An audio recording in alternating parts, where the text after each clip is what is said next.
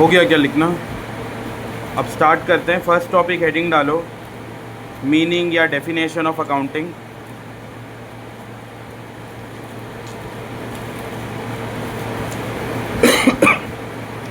Meaning of accounting या definition,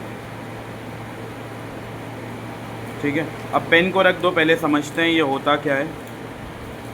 देखो, जैसे ये एक कंपनी है,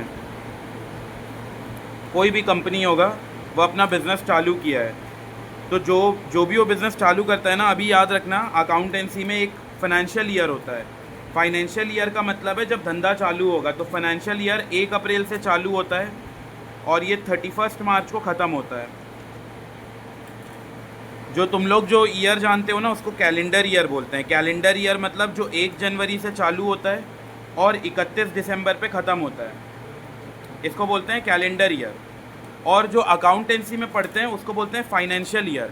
फाइनेंशियल ईयर 1 अप्रैल से चालू होता है और 31 मार्च को क्लोज़ होता है। ये अभी जैसे एनएमडीसी भी पता है, जो 31 मार्च मतलब अभी जो मार्च गया, एनएमडीसी का जो 4 दिन बचा था, 5 दिन बचा था, तो उन लोग एक बड़ा सा पोस्टर बनाए थे, देखे थे कि हम इतना किलो आयरन और वगैरह एक्सट्रैक्ट किए हैं, लगाए थे यहाँ पे कि बस 4 दिन बचा है अकाउंटिंग ईयर क्लोज होने में, हम उससे पहले इतना किलो एक्सट्रैक्ट कर लिए, इतना टन्स जो है वो एक्सट्रैक्ट कर लिए। तो जो भी कंपनी होता है ना, वो 1 अप्रैल को अपना फाइनेंशियल ईयर चालू करता है, मतलब अपना जो भी खाता होता है, बुक्स ऑफ अकाउंट मेंटेन लिखना रिटर्न फॉर्म में, वो 1 अप्रैल से चालू करता है और 31 मार्च को क्लोज़ करता है। 31 मार्च को जब उसके बुक्स ऑफ अकाउंट क्लोज हो जाते हैं, तो 1-2 महीने के अंदर बैलेंस शीट बनाता है। बैलेंस शीट क्या होता है? जो असेट और लाइबिलिटी होते हैं ना, उनको ऐसे रखा जाता है एक प्लेस में, जितने लाइबिलिटी होंगे वो लिखेंगे, जितने असेट होंगे वो लिखेंगे। लाइबिलिटी का मतलब क्या होता है? पढ़े थे हम लोग, लाइबिलिटी मतलब नहीं याद है? आया है वापस जाने के लिए। जैसे मान लो बैंक से लोन लिए हैं, क्या ये हमारा पैसा है बैंक से लोन लेना? नहीं, बैंक का पैसा है। कोई क्रेडिटर से उधारी में पैसा उठाए हैं, तो इसको बोलते हैं लाइबिलिटी, इसको लिख देते हैं। और साथ में हमारे पास जो असेट होते हैं, जैसे मान लो कार है तो कार का वैल्यू लिख देंगे, फर्नीचर है तो फर्नीचर का वैल्यू लिख देंगे, और दोनों को फिर टोटल करते हैं। ये देखा जाता है कि कंपनी में कितने उसके असेट्स है, मतलब कितना उसका प्रॉपर्टी वगैरह है और कितना उसका कर्जा है। ये क्यों बनाया जाता होगा, कोई आइडिया है? हाँ हाँ हाँ, हम सही जा रहे हैं कि नहीं? मान लो अगर बैंक से लोन लिए हैं 1 करोड़ रुपए का, या मान लो बैंक से लोन लिए हैं 10 लाख रुपए का, और हमारे पास टोटल असेट है 8 लाख का, क्या हम पे कर पाएंगे? नहीं। तो इसीलिए कंपनी पहले से तैयार रहता है कि अच्छा 8 लाख है तो मैं 2 लाख कहाँ से अरेंज करूँगा, ज़रूरत के समय में वो कौन देगा। वो बैलेंस शीट बना के एक ब्रॉड आइडिया होता है। और बैलेंस शीट और भी क्यों बनाते हैं? क्योंकि जो इन्वेस्टर होते हैं, शेयर सुने हो, शेयर खरीदते हैं लोग, आगे के बिजनेस स्टडीज़ के चैप्टर में पढ़ोगे भी कि share, equity share, preference share अलग अलग तरीके का होता है। तो कंपनी का जो शेयर होता है ना, वो डिपेंड करता है कंपनी का स्थिति कैसा है। जैसे रिलायंस इंडस्ट्री लिमिटेड, ये कंपनी आज के डेट में बहुत तगड़ा चल रहा है, तो उसका शेयर प्राइस मार्केट में बहुत ज़्यादा होगा। पेटीएम जैसा कंपनी का शेयर प्राइस बहुत कम है, क्योंकि उसमें डाउनफॉल आ गया है, बहुत हैवी लॉसेस झेल रहा है। तो जो कंपनी बहुत लॉस में रहता है, जिसका बैलेंस शीट बहुत ख़राब है, वो लॉस में जाता है, उसका शेयर प्राइस कम हो जाता है। और जो कंपनी बहुत तगड़ा कर रहा है मार्केट में, अच्छे खासे अपने कॉम्पिटिटर को बीट कर रहा है, नया नया प्रोडक्ट लेके आ रहा है, उसका शेयर प्राइस बढ़ता है। तो जब बैलेंस शीट अच्छा रहता है ना, मान लो किसी के असेट्स दिख रहे हैं 10 लाख के, ये उनके असेट्स है, और मान लो उनका कर्जा दिख रहा है 2 लाख का, बताओ कंपनी अच्छा है या ख़राब है? उनके प्रॉपर्टी हैं 10 लाख के और उनके कर्जे हैं 2 लाख के, कंपनी अच्छा है या ख़राब है? सोचो क्या लगता है? तुम लोग अपने एंगल से सोचो, तुम्हारे पास प्रॉपर्टी रखा है 10 लाख का और तुम्हारे पास कर्जा रखा है 2 लाख का, तो तुम अपने आप को एक अच्छे पोजीशन में मानते हो या ख़राब पोजीशन में? अच्छा पोजीशन में ना, क्योंकि 10 लाख में से पे कितना करना है? 2 लाख, तो बाकी कितना बचा रहेगा? 8 लाख। ये तुम्हारा खुद का पैसा है, तो इसको सेव करके रख सकते हो। लेकिन मान लो अगर इसके जगह ऐसा स्थिति है, असेट रखा हुआ है 3 लाख का और कर्जा रखा हुआ है 15 लाख का, बताओ क्या ये अच्छा है? नहीं। अगर बेचने पे आ गए तो सब कुछ बिक जाएगा, तन के वस्त्र छोड़ के सब बिक जाएंगे। तो इसीलिए ऐसा स्थिति बहुत ख़राब है कंपनी के लिए, और कोई भी कंपनी ऐसा नहीं चाहता है कि उसके असेट्स कम रहे और उसके लाइबिलिटी ज़्यादा रहे। हर कंपनी ये कोशिश करता है कि उसका असेट ज़्यादा से ज़्यादा रहे और उसके जो लाइबिलिटी है वो 1 लाख 2 लाख जितना कम हो सके उतना रहे। तो बैलेंस शीट बनाया जाता है। कब बनाते हैं बैलेंस शीट, ये बताओ? 1 अप्रैल को बनाते हैं या 31 मार्च को बनाते हैं या 31 मार्च के बाद बनाते हैं? 31 मार्च के बाद बनाते हैं। 31 मार्च रात का 12 बजे तक तो सारा ट्रांजैक्शन होता है, जितना ट्रांजैक्शन हुआ है उसको नोट करके रखते हैं, पूरा लिख के रखते हैं। फिर 1-2 महीने के अंदर बैलेंस शीट बनाया जाता है। बैलेंस शीट में क्या रहता है? दो चीज़ रहता है, अभी बताया था। क्या दो चीज़? एक असेट रहता है और एक लाइबिलिटी रहता है।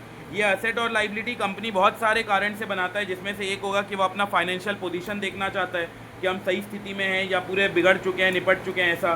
दूसरा, वो अपने जो भी इन्वेस्टर है, जो लोग उसकी कंपनी का शेयर खरीदे हैं या खरीदने वाले हैं, उनको भी एक आइडिया हो जाता है। जैसे मान लो एक कंपनी है, ये कंपनी पिछले साल इसके जो असेट्स थे वो 10 लाख के थे और इसके जो लाइबिलिटीज़ थे वो 2 लाख के थे। तो मैं सोचा कि हाँ, कंपनी अच्छा शानदार है, 10 लाख का असेट है, 2 लाख का लाइबिलिटी है, मतलब कंपनी के पास 8 लाख का सेविंग है, तो ये 8 लाख के कंपनी में मैं इन्वेस्ट कर लेता हूँ पैसा, मैं सोचा था। लेकिन नेक्स्ट ईयर इनका जब बैलेंस शीट में देखा तो इसमें मेरे को असेट दिख रहा है मान लो 10 लाख का और लाइबिलिटी दिख रहा है 15 लाख का। बताओ, क्या मैं अपना पैसा इन्वेस्ट करूँगा इस कंपनी में? नहीं। तो इसीलिए बैलेंस शीट बना के इन्वेस्टर को आइडिया लग जाता है कि मेरे को ऐसे कंपनी में पैसा लगाना चाहिए या नहीं लगाना चाहिए। अच्छा, अब किसी का ये क्वेश्चन आ सकता है कि कंपनी वाले अपने असेट लाइबिलिटी को गलत भी तो दिखा सकते हैं। मान लो कंपनी के असेट है 10 लाख और लाइबिलिटी है 15 लाख। कंपनी का मैनेजमेंट या जो भी उनके एम्प्लॉयज़ है वो सब मिलाकर इसको दिखा रहे हैं 20 लाख और इसको मान लो इसको दिखा रहे हैं 10 लाख। तो अब तो कंपनी बहुत अच्छा बन गया, साफ़ सुथरा हो गया कि असेट है उसके 20 लाख के, लाइबिलिटी है उसके 10 लाख के, मतलब कंपनी के पास अभी भी 10 लाख का सेविंग है। बताओ, ऐसे कर सकते हैं कि नहीं? कर सकते हैं। आजकल हर चीज़ शातिर दिमाग चल रहा है, तो कोई भी ऐसा कुछ कर सकता है। तो इसीलिए एक प्रोफेशन होता है CA, chartered accountant. Chartered accountant का मेन काम यही होता है कि वो फाइनेंशियल स्टेटमेंट को जाके चेक करता है। जैसे ही 31 मार्च होता है ना, बैलेंस शीट प्रिपेयर किया जाता है, इसके बाद 2-3 महीने के अंदर फिर चार्टर्ड अकाउंटेंट को बुलाया जाता है। वो अपने पूरे टीम मेंबर्स के साथ आता है। आने के बाद उन लोग पूरा 1-2 महीना, जितना बड़ा कंपनी जैसे रिलायंस इंडस्ट्री लिमिटेड का पूरा 1 महीना ऑडिट चलता है, उसको ऑडिट बोलते हैं। ऑडिट का मतलब सारा उनको मंगाया जाएगा, जो जर्नल जिसमें लिखे होंगे शुरू से एंड तक, किससे खरीदे हैं, कितने खरीदे हैं, जो भी बिल्स होगा, कैश मेमो होगा, इनवॉइस होगा, वो सब कुछ मंगाया जाएगा और साथ में बैलेंस शीट को कंपेयर किया जाएगा। अगर उन लोग बैलेंस शीट में फर्नीचर 10 लाख का दिखा रहे हैं तो सीए पूछेगा कि आप 10 लाख दिखा रहे हो, उसका प्रूफ दिखाओ, तो बिल मन दिखाएगा। बिल में कुछ फर्जी होगा तो एक्सटर्नल कंफर्मेशन करते हैं, कॉल करके बाहर वाले से पूछा जाएगा कि आपके पास इतने का ही बिल है, या उनके स्टॉक का जाके वेरीफाई करता है, सीए चेक करता है, अच्छा 10 बोरी है कि नहीं, 12 बोरी तो नहीं दिखा रहे हैं। तो पूरा काम सीए का होता है। तो सीए जो काम करता है ना, उसको ऑडिट बोलते हैं। ऑडिट का मतलब होता है कि जो भी फाइनेंशियल स्टेटमेंट है, वो जो भी गड़बड़ है वो सही है कि नहीं, वो सब चेक करने का काम करता है। और बाद में सब कुछ सही होने के बाद सीए एक साइन कर देता है। ये साइन करना इस बात का प्रूफ है कि अब इसमें कोई गलती नहीं है। 100% तो गलती सीए भी नहीं पकड़ सकता, क्योंकि इंसान कहाँ पे खेल जाए कोई पता नहीं है। लेकिन सीए एक अश्योरेंस दे देता है, उसको रीजनेबल अश्योरेंस बोलते हैं, मतलब अच्छा खासा अश्योरेंस कि फ्रॉड नहीं है। अब फ्यूचर में अगर फ्रॉड होगा तो तब का तब देखा जाएगा, लेकिन सीए साइन कर दिया है, मतलब ऐसे बोल सकते हो 95% कंपनी में चांसेस है कि फ्रॉड नहीं है। ये वाला पॉइंट है। तो इसीलिए जो सीए होता है, चार्टर्ड अकाउंटेंट, इसको ना कॉमर्स में सबसे टॉप मोस्ट प्रोफेशन मानते हैं। इसके बाद आता है इनके साथ और भी प्रोफेशनल कोर्स आते हैं, जैसे सीएस आता है, सीएमए आता है। ये 3 प्रोफेशनल कोर्स है। जिनको पूरी तरीके से मैथ्स वगैरह पसंद है वो लोग सीएमए करते हैं, कॉस्ट एंड मैनेजमेंट अकाउंटेंट। जिनको पूरा थ्योरी पसंद है कि कानून पढ़ना पसंद, सेक्शन 457, सेक्शन ये सेक्शन वो, उन लोग कंपनी सेक्रेटरी करते हैं। और जिन लोगों को प्रैक्टिकल और थ्योरी दोनों का कॉम्बो पसंद है, उन लोग सीए करना प्रेफर करते हैं। ये होता है प्रोफेशनल कोर्स। तो जब सीए करते हैं ना, तो सीए का यही काम होता है कि वो अपने टीम मेंबर के साथ जाता है और जो भी बड़े बड़े कंपनी होते हैं उनका फाइनेंशियल स्टेटमेंट चेक करता है। जैसे तुम लोग देखना, अभी भी शायद लास्ट मंथ ही एनएमडीसी का भी ऑडिट हुआ था। मार्च में उनका फाइनेंशियल स्टेटमेंट क्लोज हुआ, अप्रैल मई में उन लोग अपना बैलेंस शीट बनाए और सीए को बुलाए थे। सीए जो आता है ना, वो बाहर मुंबई से आता है, यहाँ रुकता है वो गेस्ट हाउस में। तो गेस्ट हाउस में प्रॉपर रुकता है, आईसीएच से उसका खाना वाना आता है, तो प्रॉपर उसको एकदम मेहमान नवाजी सारा ट्रीटमेंट अच्छा देते हैं। क्योंकि अगर सीए बोल दिया कि इसमें कुछ कलाकारी किया गया है, बैलेंस शीट टेढ़ा मेढ़ा है, उसके अंदर कुछ ना कुछ ऐसे, मतलब जो एक्चुअल फिगर है उसको निपटा के कुछ और फिगर लगाया गया है, तो कंपनी पूरा बंद तक हो जाएगा। एक सीए के हाथ में इतना पावर होता है, अगर वो क्वालिफाइड ओपिनियन दे दिया, मतलब वो जाके बता दिया कि इन लोग कुछ छुपा रहे हैं या मेरे को सारा डाटा नहीं दे रहे हैं या इनका फ्रॉड है कंपनी, तो पूरा का पूरा कंपनी बंद हो जाता है। जैसे तुम लोग को आगे मैं बताऊँगा, एक बाइजू करके कंपनी जानते हो, जिसको बाईजूस बोलते हो ना, एक्चुअल इसका प्रोनाउंसिएशन बाइजू है। तो बाइजू कंपनी जो है ना, वो भी लॉस में चल रहा था, वो भी अपना कुछ किया। तुम लोग 3rd चैप्टर में आओगे ना अकाउंट्स के, तो मैं बताऊँगा। तो बस वहाँ का एक पीडब्ल्यू करके कंपनी है, छोड़ो उसको नहीं बताता। एक अपना इसके अलावा भी है, जैसे केपीएमजी है, फिर उसके बाद डेलॉइट है। तो एक डेलॉइट नाम का कंपनी है, वो बहुत बड़ा कंपनी है, बिग फोर मतलब इंडिया के ऐसे 4 बड़े कंपनी हैं। डेलॉइट हो गया, केपीएमजी हो गया, ऐसे मल्टीपल कंपनीज बने, बिग 4 होते हैं, बिग 10 होते हैं। तो उसमें से एक कंपनी को जाकर बोला गया था कि बाइजू कंपनी को ऑडिट करने। तो जब ये ऑडिट किया तो उसको पता चला वहाँ कुछ लफड़ा है, तो वहाँ ना वो साइन करने के लिए तैयार ही नहीं हुआ। और सोचो, एक साइन नहीं किया, वो कंपनी पूरा निपट चुका है। अब वो कंपनी एग्जिस्टेंस में आने में उसको सालों लग जाएगा। जब तक वो अपना सारा जो भी उल्टा पुल्टा काम किया वो कवर अप करेगा, तब तक सालों लग जाएगा। तो सोचो, एक चार्टर्ड अकाउंटेंट का साइन नहीं करने से वो कंपनी पूरा डूब गया। अब उसके शेयर प्राइस पूरे डाउन चले गए, कंपनी का स्थिति पूरा निपट चुका है। वो अपना कोलैबोरेशन आकाश वगैरह के साथ किया था, वो सब भी निपट चुके हैं। मतलब उनके साथ वाले, अपने इंडिविजुअल में आकाश अच्छा चल रहा है, लेकिन जो टाई अप किया था उन लोग उसको भी हटा दिए। इवन शाहरुख खान बाईजूस के साथ वो ब्रांड एम्बेसडर था, वो तक हट गया। तो ऐसे बहुत सारा काम है अंदर ही अंदर जो तुम लोग पढ़ोगे। तो सोचो, एक सीए का कितना बड़ा वजूद है कि वो साइन बस नहीं किया तो एक बाईजूस जैसा कंपनी को निपटा के रख दिया। अच्छा, फाइनेंशियल ईयर कब से कब तक होता है? 1 अप्रैल से चालू होता है और ख़त्म कब होता है? 31 मार्च। क्या 31 मार्च को ही बैलेंस शीट बनाते हैं? नहीं, 31 मार्च का रात का 12 बजे तक तो सारा ट्रांजैक्शन होता है। तुम लोग कभी 31 मार्च को बैंक में जाके देखना, रात में 10-11 बजे तक बैंक का लाइट जलता रहेगा। वहाँ अंदर उन लोग सारा समाप्त करते हैं, सारा लिखत पढ़त जो है सब कुछ वो करना पड़ता है। क्योंकि अगर उन लोग 31 मार्च तक नहीं निपटाए तो अगले ही दिन नेक्स्ट फाइनेंशियल ईयर चालू हो जाएगा। अच्छा, 31 मार्च के बाद अगला कौन सा डेट होता है? 1 अप्रैल। तो नया फाइनेंशियल ईयर चालू हो गया। तो यहाँ तक उन लोग पोस्टपोन नहीं कर सकते। तो उनका ड्यूटी रहता है कि उन लोग एनी हाउ रात का 12 बजे तक कैसे भी करके निपटा दे। तो यहाँ पे 1 अप्रैल से 31 मार्च तक सारा ट्रांजैक्शन नोट होता है। इसके 1-2 महीने में बैलेंस शीट बनाया जाता है। फिर सीए को बुलाया जाता है, सीए आके साइन करता है। जब वो साइन किया तभी इस बात का प्रूफ है कि कंपनी सही चल रहा है, कंपनी में कुछ भी फ्रॉड वगैरह नहीं हुआ है। फिर उन लोग अपना अगला फाइनेंशियल ईयर आगे कंटिन्यू कर सकते हैं। और एक सीए बस साइन करने से मना कर दिया तो कंपनी निपट जाएगा। अच्छा, तुम लोग ये सुने हो, एक वोडाफोन नाम का कंपनी था, एक आइडिया नाम का कंपनी था, दोनों मिला के वीआई बन गए। वोडाफोन जानते हो ना, एग्जिस्टेंस में था पहले। वोडाफोन भी नहीं चलता था, आइडिया भी नहीं चलता था। अब दोनों मिल गए। वैसे अभी भी नहीं चलते हैं दोनों, लेकिन लोग ट्राई अपना बेस्ट किए थे कि दोनों मिल जाएंगे तो अच्छा चलेंगे। अब ये जो दोनों कंपनी मिला, ये कैसे मिला होगा? कौन मिलाया होगा इनको? वोडाफोन का मैनेजर आया, आइडिया का मैनेजर से हाथ मिलाया और मिल गए दोनों? या दोनों कंपनी एक नया कंपनी मिला के अंदर घुस गया उसके? फिर कैसे हुआ होगा? वोडाफोन और आइडिया मिल गए, वीआई बन गए। तो क्या लगता है कैसे हुआ होगा ये? हाँ, कॉन्ट्रैक्ट तो हुआ है, लेकिन कॉन्ट्रैक्ट को कौन वैलिडेट कर रहा है? मतलब वो कॉन्ट्रैक्ट सही है कि नहीं, उसको लॉ में जो वैलिडेशन है वो कौन करता है? अगेन वो सीए का काम होता है। और ये काम करने का कितना मिलता है पता है सीए को? 4%। 4% मतलब कंपनी जितने का भी हो, कंपनी अगर 100 करोड़ का वैल्यूएशन है तो 100 करोड़ का 4%, 4 करोड़ एक बार में सीए को मिलता है। जितना भी वैल्यूएशन कंपनी का होगा, 1000 करोड़ होगा तो 1000 का डायरेक्ट 4%। तो बहुत बड़ा प्रोफेशन है ऐसा सीए जो बोलते हैं ना, बहुत कुछ काम करता है ये। वो भी तो जो एक बार में, फिर पूरे साल भर मेहनत ना करे, ऐसे ही बैठे रहे एक बार में। ये तो मैं तब बता रहा हूँ जो अगर 100 करोड़ का कंपनी है, लेकिन आजकल कंपनी कितने कितने करोड़ के चल रहे हैं? 1000 करोड़, 5000 करोड़। हाँ, एक बार में डायरेक्ट 4%, 3% मिलता है। कोई कंपनी बंद हो रहा है, बंद होने को ना लिक्विडेशन बोलते हैं। कोई कंपनी जब बंद हो जाता है ना, उसको लिक्विडेशन बोलते हैं। जैसे मान लो फॉर एग्जाम्पल कोई कंपनी है, वो नहीं चल रहा है, इधर इधर ध्यान दो। जैसे किंगफिशर एक कंपनी हुआ करता था। अब वो किंगफिशर जब कंपनी फ्रॉड में फंस गया, ये आगे जाके तुम लोग स्कैम वगैरह पढ़ोगे बहुत सारा। तो किंगफिशर कंपनी जब स्कैम में फंस गया, अब उसके बाद जब कंपनी को बंद करने का नौबत है, उसको लिक्विडेशन बोलते हैं। कंपनी जब बंद करते हैं, लिक्विडेशन भी कौन करता है? एक सीए ही कर सकता है। और उसमें कितना मिलता है? 6%, जितना भी कंपनी का टर्नओवर होगा, जितना भी कंपनी का नेटवर्थ होगा उससे। तो बस तुम लोग इमेजिन करो कितना शानदार प्रोफेशन है। ये नहीं बोल रहा हूँ सब इसी में घुस जाओ, बस मैं तुम लोग बता रहा हूँ कि बहुत बड़ा लेवल का चीज़ होता है ये। अच्छा, शानदार पढ़ो और क्या। मेहनत तो एकदम दम लगा करना पड़ता है। क्लास में क्या होता है, अपन एक टॉपर होते हैं, बाकी सब ऐसे अच्छे अच्छे खाते टाइप के रहते हैं। हाँ हाँ, नहीं, ये ना कंपनी के मैनेजमेंट डिसाइड करेंगे। मैनेजमेंट लोग डिसाइड करते हैं। अलग अलग कंपनी, जैसे मान लो 3 सीए हैं, एक है मिस्टर ए, एक मिस्टर बी और एक मिस्टर सी। तो इसमें से चेक किया जाएगा कि सबका एक्सपीरियंस किसका ज़्यादा है।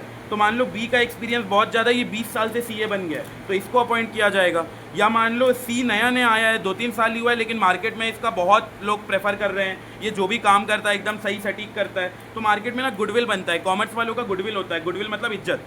तो मार्केट में देखा जाता है कि किसका कितना इज्जत है, किसका कितना एक्सपीरियंस है। और कॉन्टैक्ट नंबर तो यूँ ही मिल जाएगा। गूगल में बस सर्च करोगे ना बेस्ट सीएस, तो तुरंत सबके कॉन्टैक्ट नंबर्स मन मिलने चालू हो जाएंगे।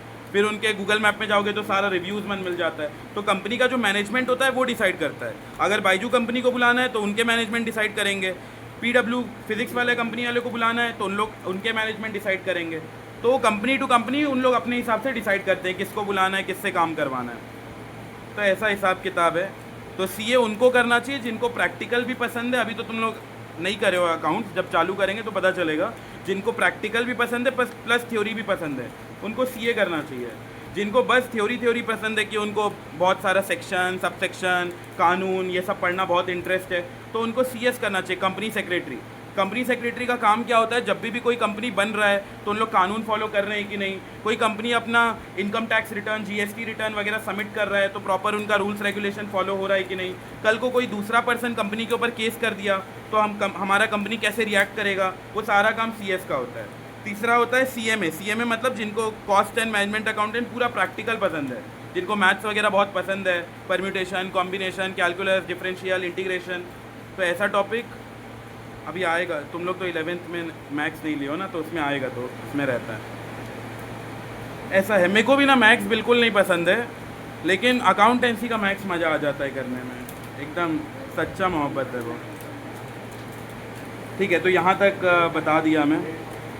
अब हम लोग थोड़ा मीनिंग पे आते हैं, फिर मीनिंग को समझेंगे। लिखो, accounting is a systematic process. Accounting is a systematic process. बोल रहे हैं अकाउंटिंग एक पूरा सिस्टमेटिक प्रोसेस है, मतलब पहले ये होगा, फिर ये होगा, फिर ये होगा, ऐसे उबड़ खाबड़ नहीं कि कुछ भी कर रहे हैं।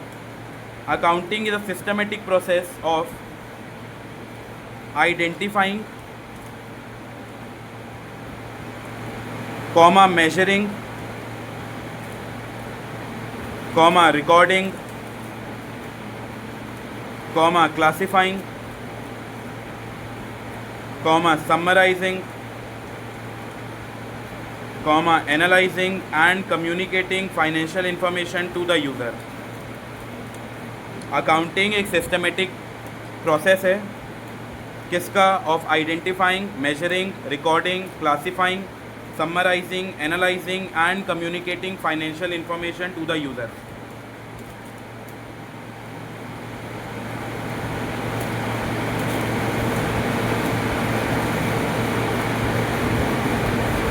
Accounting is a systematic process of identifying, measuring, recording, classifying, summarizing, analyzing and communicating financial information to the user।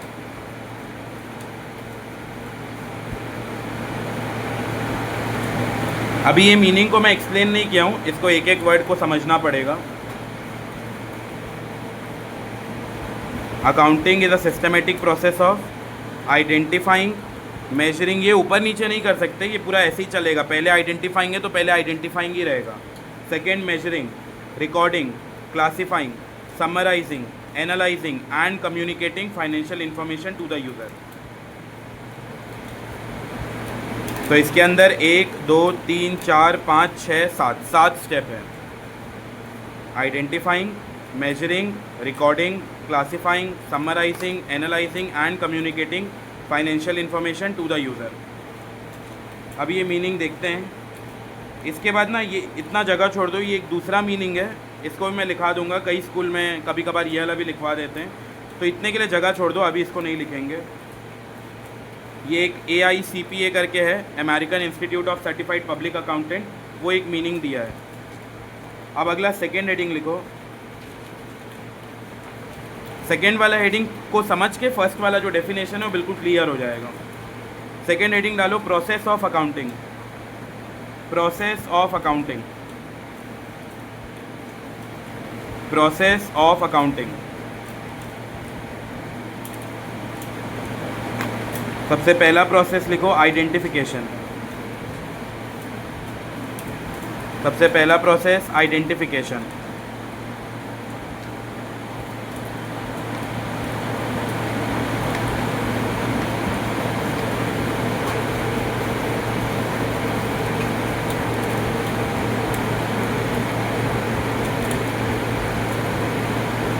देखो, आइडेंटिफिकेशन में क्या होता है, आइडेंटिफाई किया जाता है कि कौन सा ट्रांजैक्शन को बुक्स में लिखना चाहिए। बुक्स मतलब जर्नल, कल मैं जर्नल बताया था, जर्नल में सारा रिकॉर्डिंग किया जाता है।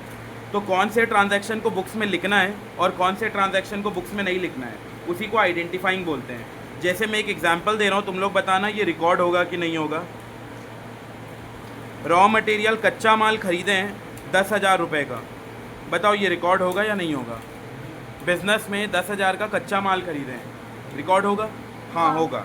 दूसरा, हमारे जो एम्प्लॉयज़ है वो एक दूसरे से लड़ते रहते हैं, झगड़ा करते रहते हैं, फाइटिंग करते रहते हैं, बताओ क्या इसको हम अपने बैलेंस शीट या बुक्स ऑफ अकाउंट में लिखेंगे? नहीं, ये अकाउंटिंग थोड़ी ना है, तो इसको हम रिकॉर्ड करके नहीं चलेंगे। तीसरा, हम सेल किए हैं 50 लाख रुपए का, क्या इसको रिकॉर्ड करेंगे? हाँ, क्योंकि ये बिज़नेस का ट्रांजैक्शन है। अगला, हमारे जो एम्प्लॉई है वो फीमेल और मेल के बीच में थोड़ा डिस्क्रिमिनेशन करते हैं, मतलब जो मैनेजर लोग हैं वो मेल और फीमेल के बीच में डिस्क्रिमिनेशन करते हैं, क्या इसको रिकॉर्ड करेंगे? नहीं। तो आइडेंटिफाइंग में बस हम यही चेक करते हैं कि क्या रिकॉर्ड होगा और क्या रिकॉर्ड नहीं होगा। तो लिखो आइडेंटिफाइंग के अंदर जो भी पैसे से रिलेटेड होगा उसको रिकॉर्ड करेंगे, जो पैसे से रिलेटेड नहीं होगा उसको रिकॉर्ड नहीं करेंगे। अच्छा, मान लो हमारे जो एम्प्लॉई हो बॉडी बिल्डर है, रिकॉर्ड करेंगे या नहीं करेंगे? नहीं करेंगे। उससे हमारे ऑर्गेनाइजेशन का क्या, उसमें कोई फाइनेंशियल नेचर है ही नहीं, पैसे से रिलेटेड है ही नहीं। अब ये मत बोलना कि चोरी होगा तो उन लोग मारपीट करेंगे, बॉक्सर्स बन जाएंगे, ये सब नहीं काम है उधर। तो आइडेंटिफिकेशन के अंदर लिखो अकाउंटिंग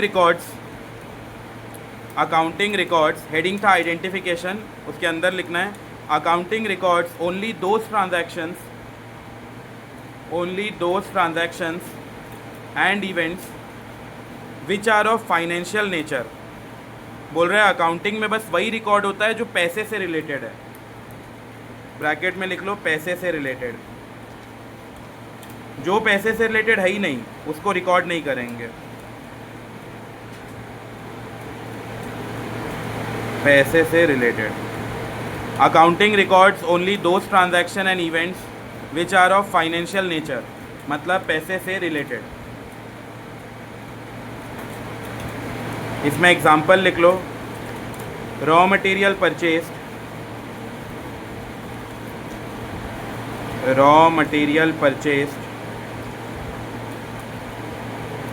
मान लो 20,000 का रॉ मटेरियल खरीद रहे हैं तो इसको रिकॉर्ड करेंगे। सेल हुआ है, सेल का मतलब बिक्री, तो सेल्स हुआ है 10 लाख का, इसको भी रिकॉर्ड करेंगे क्योंकि ये फाइनेंशियल नेचर है, पैसे से रिलेटेड है। तो बताओ सबसे पहले क्या किया जाता है? आइडेंटिफिकेशन। आइडेंटिफाई किया जाता है कि हम क्या रिकॉर्ड करेंगे और क्या रिकॉर्ड नहीं करेंगे। आइडेंटिफिकेशन। सेकेंड लिखो मेजरिंग। सेल्स हुआ है 10 लाख का तो रिकॉर्ड होगा, रॉ मटेरियल परचेज किए हैं 20,000 का, रिकॉर्ड होगा क्योंकि दोनों ही फाइनेंशियल नेचर के आइटम है। दूसरा लिखो मेजरिंग। पहला आइडेंटिफाइंग हो गया, सेकेंड मेजरिंग। मेजरिंग भी वही है, हम जो भी पैसे में तोल रहे हैं, कोई 50 लाख का होगा, कोई 30 लाख का होगा, कोई 10,000 का होगा। पहले वाला चेक किए पैसे से रिलेटेड होना चाहिए, सेकंड में कितने रुपए का है, 10,000 का है, 20,000 का है, 30,000 का है, तो उसको मेजर कर रहे हैं। देखो अकाउंटिंग मेजर्स, पहला स्टेप था आइडेंटिफाइंग, दूसरा स्टेप है measuring. Accounting measures the transaction and event in terms of money, बोल रहा है उसको पैसे के भाव में तोल दिया जाता है। Accounting measures the transaction and event in terms of money which are considered as a common unit. तो जितने भी कंपनी होते हैं वो सभी लोग पैसे में ही तोलते हैं कि फर्नीचर खरीदे हैं, हाँ तो वो 20,000 का है तो रिकॉर्ड होगा। कुछ और जैसे मान लो टीवी खरीदे हैं 10,000 रुपये का है, अगेन पैसे से रिलेटेड है, रिकॉर्ड करेंगे। फर्स्ट स्टेप था आइडेंटिफाइंग, आइडेंटिफाइंग को ही आइडेंटिफिकेशन बोलते हैं। दूसरा स्टेप था मेजरिंग, पहले आइडेंटिफाई करो कि क्या रिकॉर्ड होगा क्या नहीं होगा, दूसरा उसको मेजर करो कितने रुपए का है वो। इसमें एग्जांपल लिखो, बताओ हमारे एम्प्लॉय मन डिसऑनेस्ट है, लॉयल नहीं है ऑर्गेनाइजेशन को लेके, क्या उसको रिकॉर्ड करेंगे? बोलो बोलो, हमारे एम्प्लॉय फर्जी लोग हैं, डिसऑनेस्ट है, क्या उसको रिकॉर्ड करेंगे? नहीं। तो लिखो dishonesty of employees.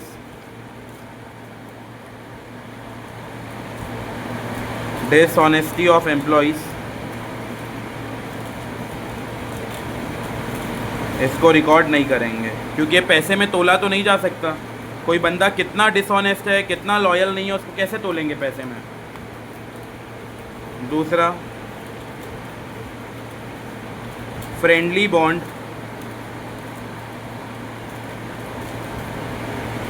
Between employees, इसको भी तोला नहीं जा सकता पैसे में कि कितने फ्रेंडली बॉन्ड है, एक दूसरे के लिए कितना मरने मिटने के लिए तैयार है, उसको पैसे में नहीं तोला जा सकता, वो तो प्योर इमोशन है।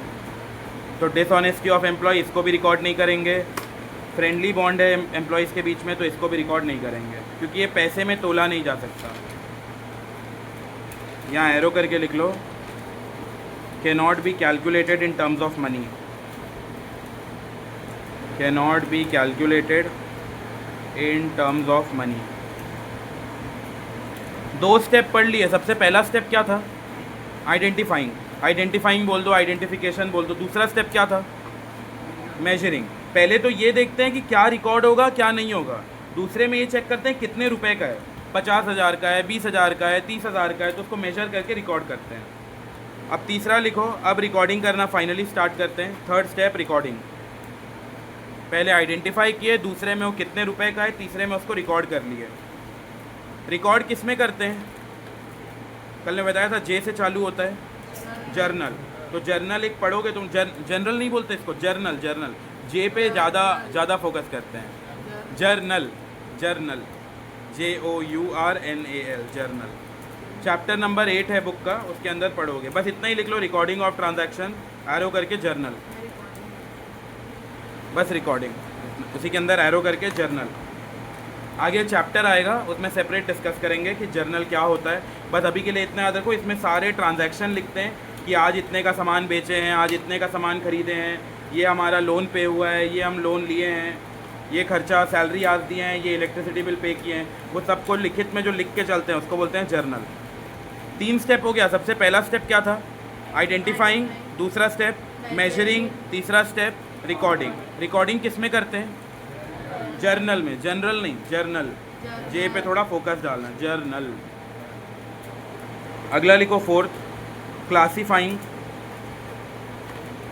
ये भी अभी समझ नहीं आएगा, इसको बस एरो करके लिख लो। इसके लिए भी सेपरेट चैप्टर है, लेजर नाम का, लेजर, उसमें जाके क्लासीफाई करते हैं।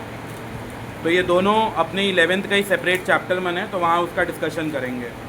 क्लासीफाइंग किस में करते हैं? लेजर में।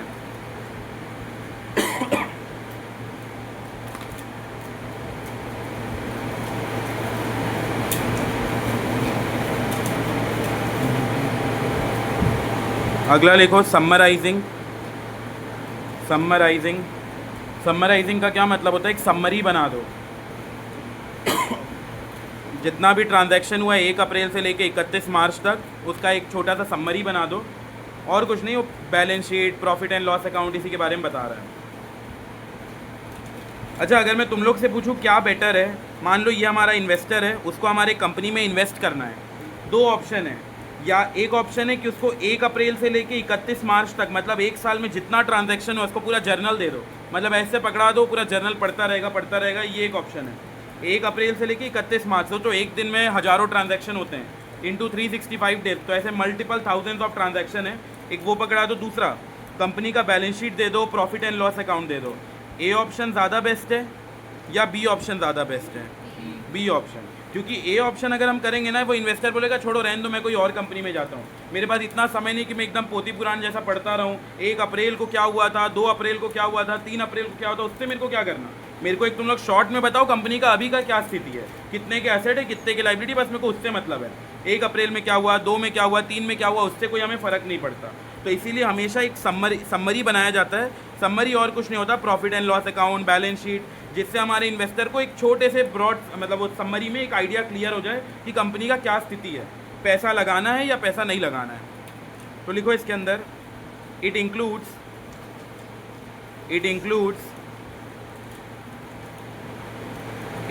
से लिखना है। इट इंक्लूड ट्रायल बैलेंस, इसको फर्स्ट नंबर दे दो, trial balance. Second, trading account, ये सब आगे का चैप्टर है। वो मुर्गी पहले आया या अंडा पहले आया, ऐसा टाइप का हिसाब किताब है, तो कुछ तो एक करवाना पड़ेगा, तो मैं अभी बस लिखा दे रहा हूँ, बहुत कुछ आगे के चैप्टर से रिलेटेड है।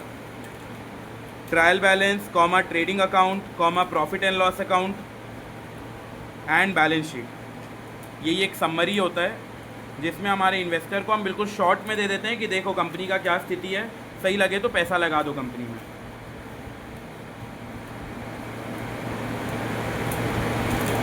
It include trial balance, trading account, profit and loss account and balance sheet.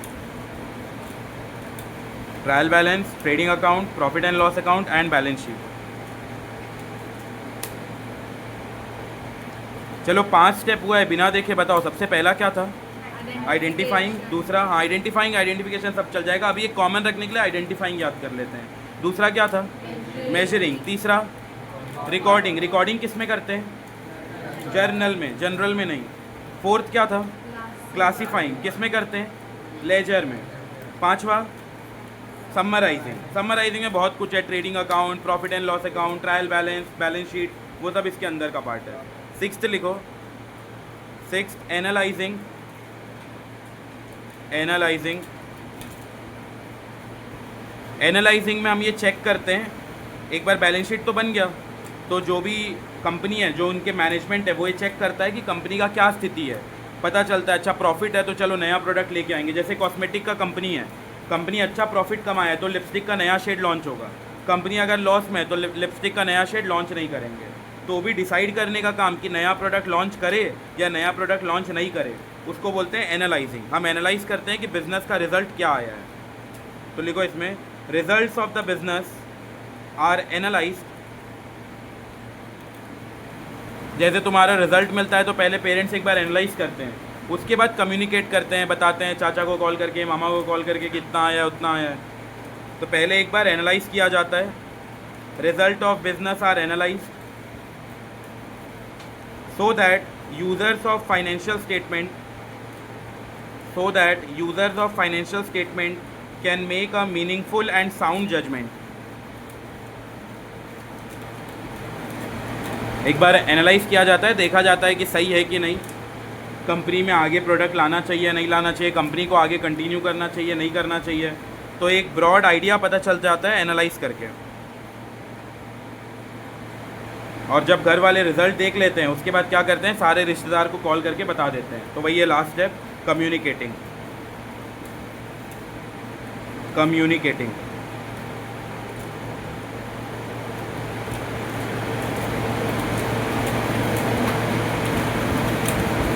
इसके आगे लिखो डैश करके, communicating the financial data to the users, और यूज़र्स को बॉक्स में डाल दो।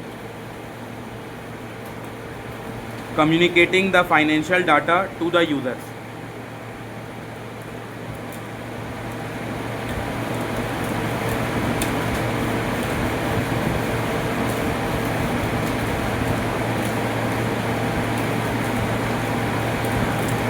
Communicating the financial data to the user। देखो सबसे पहला स्टेप क्या था? पहला स्टेप बोलो बोलो, सब बोलेंगे, आइडेंटिफाइंग। दूसरा स्टेप क्या था? मेजरिंग। आइडेंटिफाइंग में पहले ये देखते हैं कि वो रिकॉर्ड होगा कि नहीं होगा। दूसरे में अगर वो रिकॉर्ड होगा तो कितने रुपए से रिकॉर्ड होगा, 10,000 से, 20,000 से, 30,000 से। थर्ड स्टेप क्या था? रिकॉर्डिंग। रिकॉर्डिंग किस में करते हैं? जर्नल में। फिर उसके बाद चौथा क्या था? क्लासीफाइंग। क्लासीफाइंग किस में करते हैं? लेजर में। प्रोनाउंसिएशन सही होना है। मैं कॉलेज जाता था ना तो उसमें डेटर को क्या बोलती थी मेरी टीचर? डेप्टर। क्रेडिटर को कंडक्टर। तो ऐसा नहीं बोलना है, डेटर ही प्रोनाउंसिएशन होता है, क्रेडिटर का क्रेडिटर ही होता है। नहीं तो अगर तुम किसी के सामने ऐसे कंडक्टर उंडक्टर बोल दिए ना, हो गया ख़त्म, पूरा गुडविल की ऐसी की तैसी हो जाएगा। पांचवा स्टेप क्या था? समराइजिंग। समराइजिंग में ऐसे ट्रायल बैलेंस बनाया जाता है, ट्रेडिंग अकाउंट बनाया जाता है, प्रॉफिट एंड लॉस अकाउंट बनाया जाता है और बैलेंस शीट बनाया जाता है। सिक्स स्टेप क्या था? एनालाइजिंग। रिजल्ट को चेक किया जाता है कि नया प्रोडक्ट लाए, नया प्रोडक्ट नहीं लाए, पूरा एनालाइज करते हैं जो भी मैनेजमेंट है कंपनी का वो। और एक बार एनालाइज कर दिए, रिजल्ट देख लिए पेरेंट्स, तो सातवां स्टेप क्या होता है? कम्युनिकेटिंग। कॉल करके सबको रिजल्ट के बारे में बता देते हैं। तो वैसे यहाँ पे भी सारे यूज़र्स को, जैसे मान लो गवर्नमेंट हुआ, कोई बैंक हुआ, कोई ओनर हुआ, कोई मैनेजमेंट हुआ, तो ये सबको इन्फॉर्मेशन दे दिया जाता है कि देख लो कंपनी का ये स्थिति है। वापस से बताओ, सबसे पहला स्टेप आइडेंटिफाइंग, दूसरा स्टेप मेजरिंग, तीसरा स्टेप रिकॉर्डिंग, चौथा स्टेप क्लासीफाइंग, पांचवा step summarising, six step analysing, seven step communicating. ये 7 स्टेप बिल्कुल लाइन वाइज याद होना है, ऊपर नीचे नहीं कर सकते। बताओ क्या ऐसा हो सकता है पहले कम्युनिकेट करेंगे बाद में मेजर करेंगे? नहीं, पॉसिबल ही नहीं है। पहले तो हम आइडेंटिफाई करेंगे, फिर मेजर, फिर ये पूरा होगा स्टेप, तब जाके कम्युनिकेट होगा। तो स्टूडेंट गलती क्या कर सकता है? ये स्टेप को ऊपर नीचे लिख देगा, वो नहीं करना है। हम लोग मीनिंग में पहले ही पढ़े, it is a systematic process, मतलब एक पूरा सिस्टम से किया जाता है कि पहले ये होगा, फिर ये होगा, फिर ये होगा, फिर ये होगा, ऐसा। एक बार और बताओ क्या था 7 स्टेप? सबसे पहला, फिर फिर अगला, ठीक है, समराइजिंग, एनालाइजिंग और last communicating financial information to the user. अब एक बार इसको मीनिंग में देखते हैं, अब मीनिंग जल्दी याद हो जाएगा। देखो मीनिंग में क्या था, ऊपर वाला लिखा है accounting is a systematic process of, ये याद करना है। अकाउंटिंग एक व्यवस्थित तरीका है, सिस्टमेटिक प्रोसेस है। 7 स्टेप तो अपने को याद ही है। Communicating financial information to the user, कि हम अपने यूज़र्स को फाइनेंशियल इन्फॉर्मेशन बता दे रहे हैं। इन्वेस्टर को बता रहे हैं कि सर देखो हमारा ये पोजीशन है, आपको सही लगे तो पैसा लगा दो बिजनेस में। गवर्नमेंट को बता रहे हैं कि देखो इतना पोजीशन है, आपको टैक्स कितना लेना है देख लो। तो बस ये 2 चीज़ याद करना है, ऊपर का accounting is a systematic process और नीचे का financial information to the user. एक बार बोलो मेरे साथ, क्या था meaning? Accounting is a systematic process of किसका? 7 चीज़। पहला आइडेंटिफाइंग, अगला मेजरिंग, फिर अगला, फिर और last communicating financial information to the users. इसको याद करो, मैं 2 मिनट का टाइम दे रहा हूँ, फिर मैं सबसे पूछकर ब्रेक लेते हैं।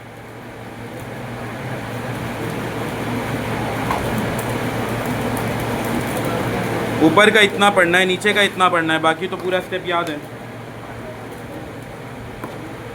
ऐसे याद होना चाहिए, accounting systematic process of identifying, measuring, recording, classifying, summarising, analysing and communicating financial information to the user.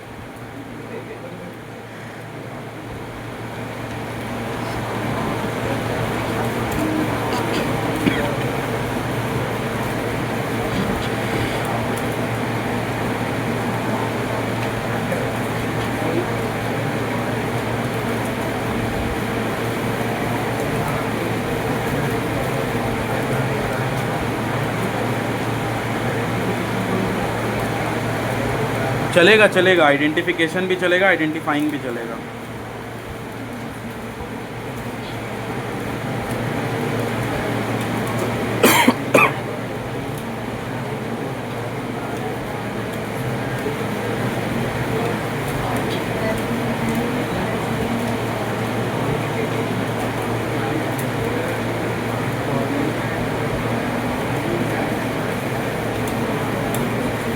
Last 1 minute.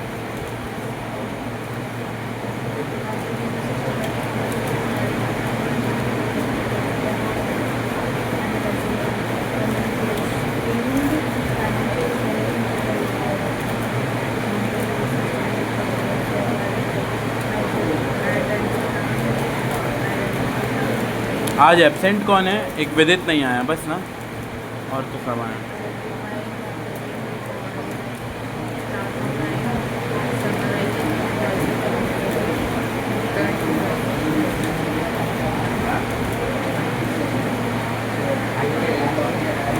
Last 30 seconds.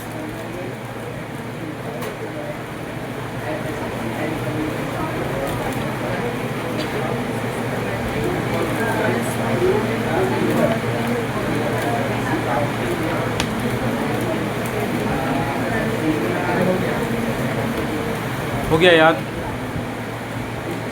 चलो स्टार्ट करते हैं। सबसे पहले अक्षरा बताएगी। हाँ अक्षरा।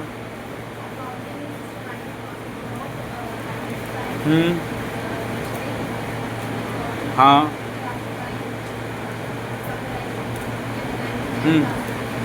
And communicating. हाँ बढ़िया। अगला दिशा।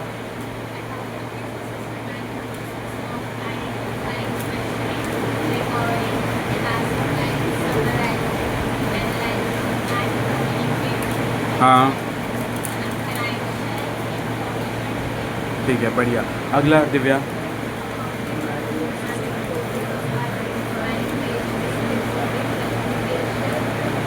हाँ समराइजिंग। हाँ फाइनेंशियल इंफॉर्मेशन। हाँ ठीक है। अगला भविका।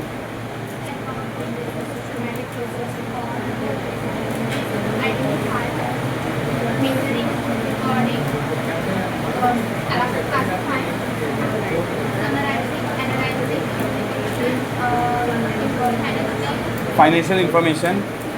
हाँ बढ़िया। अगला वहाँ सुहान बताएगा। जोर से, गलत सही सब चलेगा, बताना है बस। हाँ,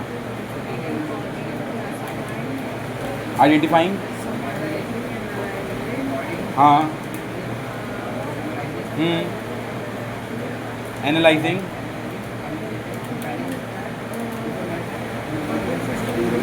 हाँ, अगला मंजीत।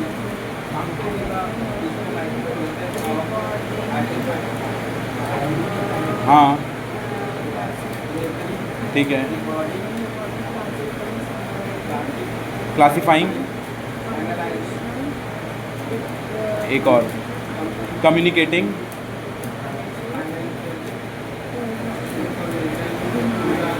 ठीक है, अगला ताज बताएगा।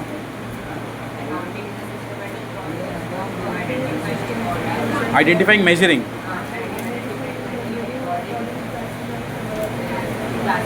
हाँ,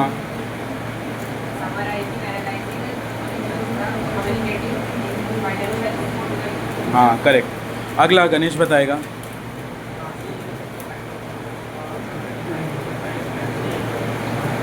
रिकॉर्डिंग। क्लासिफाइंग। हाँ, हाँ। Financial information. हाँ, अगला कौन? हाँ, यहाँ पे पूजा बताइए।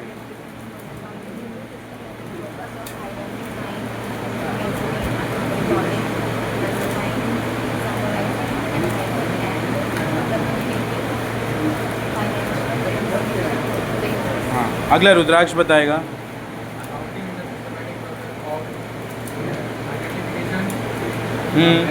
हाँ, हाँ, ठीक है।